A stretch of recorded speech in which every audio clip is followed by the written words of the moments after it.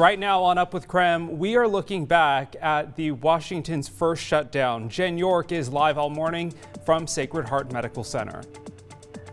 That's right, Tim. About 1 year ago, the first 4 COVID-19 patients were brought right here to Spokane, Sacred Heart Medical Center, just over my shoulder here. Of course, today we're going to be talking about what we've experienced in the past year, but also what we can look forward to this year.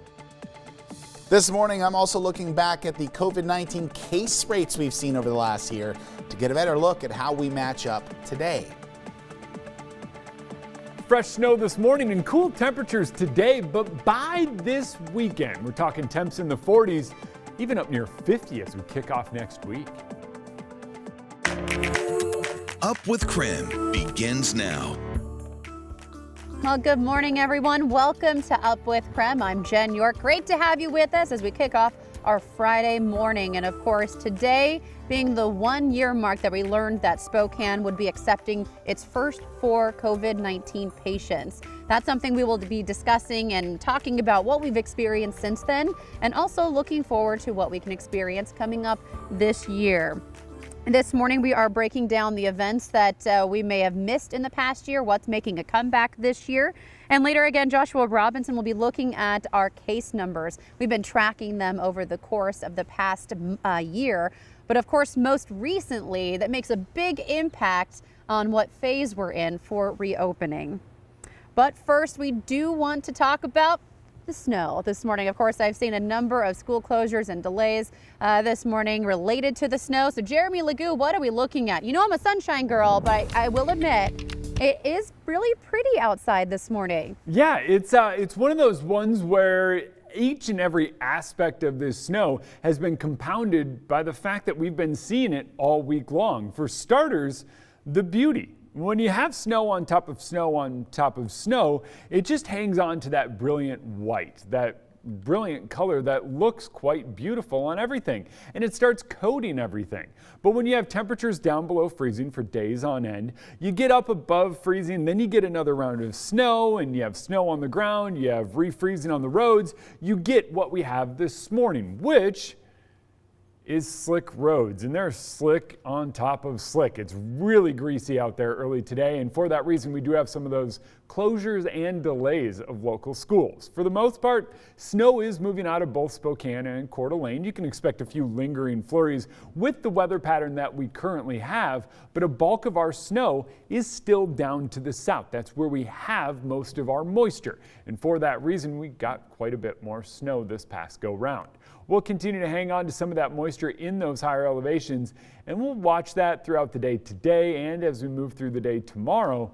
But for the most part, just know temperatures climbing and climbing each day, but even in the mid-30s later on today, that's still enough that we are talking some greasy spots existing on some of the roads even this afternoon.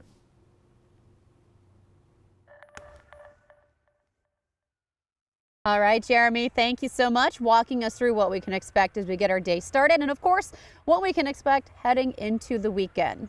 Again, I'm live here in Spokane this morning talking about the 1 year mark of the first COVID-19 patients arriving here in Spokane. 1 year ago today, we learned that we would be accepting those patients from California. They had initially been quarantined off a cruise ship, but they came here to seek treatment at Sacred Heart Medical Center. Of course, we know about 1 month after the state's first COVID-19 case, Washington Governor Jay Inslee issued that statewide stay-at-home order, and that went into effect immediately. Now, at the time, that was expected to last about 2 weeks, but of course, we know now it lasted much longer. Now, this morning, we're comparing our first state shutdown to what is happening today. Back in March 2020, only essential businesses could remain open. Under the order, restaurants were allowed to stay open and they could provide takeout. Well, now restaurants are open to visitors, but only at 25% capacity. Places like gyms and theaters shut down in 2020. Today, they're open, but also with restrictions. Joshua Robinson joining us back in the studio now. Joshua, you've been tracking our case numbers throughout the course of the past year. Of course, we know we hit our peak in December. So what are we looking at this morning and moving forward? What can we expect? Yeah, Jen, we've gotten very familiar with this graphic right behind me as we looked at really a whirlwind of a year. That's kind of an understatement, though, because the best way to really see how frenzied it's been at times over the last year is by looking at the case rates over the last year to really kind of give us some perspective about where we're at now. So we're going to look back starting at the first case reported on March 14th of 2020. That first case of the coronavirus reported in our area, and then we saw those rates steadily, slowly increasing into the summer. But look at how small they are compared to where we got to. Of course, compared to the winter, a whole different story. But first I want to jump to about the 6-month mark in September, as things kind of started to slow down for the most part, and we saw this gradual increase then, but we had no idea that it would be followed by a spike that would continue launching through the next few months. We hit our all-time highs, as Jen mentioned, in early December. On December 8th, the county reported 682 new cases. Now, across state line, there were 410 cases reported on December 9th in Kootenai County. The numbers recorded then have not been topped because we've been on a downward trend, as you can see, ever since. Numbers looking a lot better here today. But the Spokane Regional Health District did report 100 new cases yesterday. The Panhandle Health District reported 40 cases, and together during that entire time, Spokane and Kootenai counties have reported over 54,000 cases of the coronavirus since March. Hard to look at those numbers and think about how different it was back then, Jen, to what it is now. If only we knew, right? Right. We've come so far in the past year. But thank you, Joshua, for walking us through those numbers, letting us know where we're at today and what our current situation is here in the Inland Northwest. Of course, we know there are some heroes when it comes to the pandemic. Our nurses, our frontline healthcare workers. Thank you for keeping us safe and doing your part in this pandemic. It does not go unnoticed in our community. And of course, we know there are some nurses that are recent graduates. They were thrown into the field in the middle of a pandemic. So we talked to one nurse who was new on the job this last year, and she says while it was tough, it was worth it.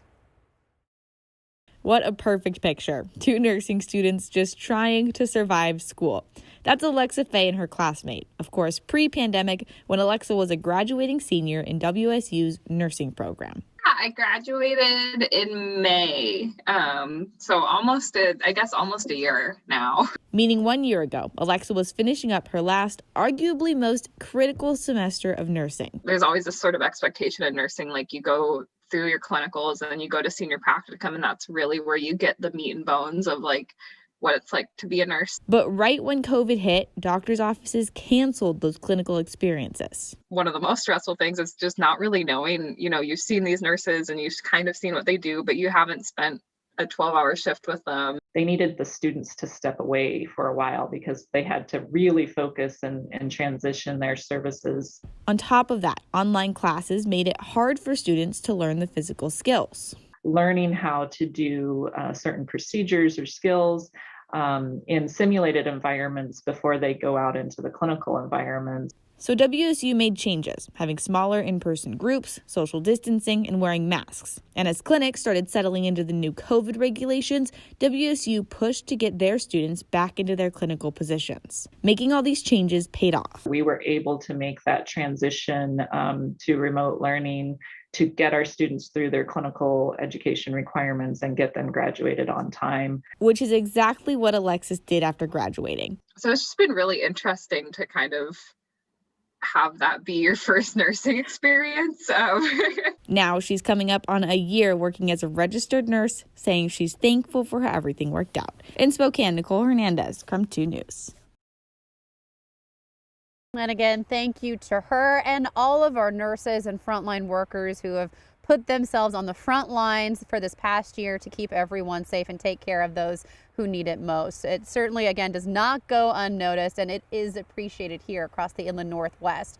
Of course, if you want a timeline of the past year and what we've experienced, you can text COVID to 509-448-2000. Reporting live in Spokane, I'm Jen York. Back to you. Well, still ahead on Up with KREM. Lights, camera, action. This morning we're on set of a modern day Western film right here in Spokane. The diverse locations, one day we're out near Mount Spokane for a few days filming at the farms, and now we're down here, we're filming at Churchill's, which is great. All of that coming up next. Love it. And we're taking you outside, talking a fresh coating of snow as you head out the door, and school closures as schools prepare for another snowy day.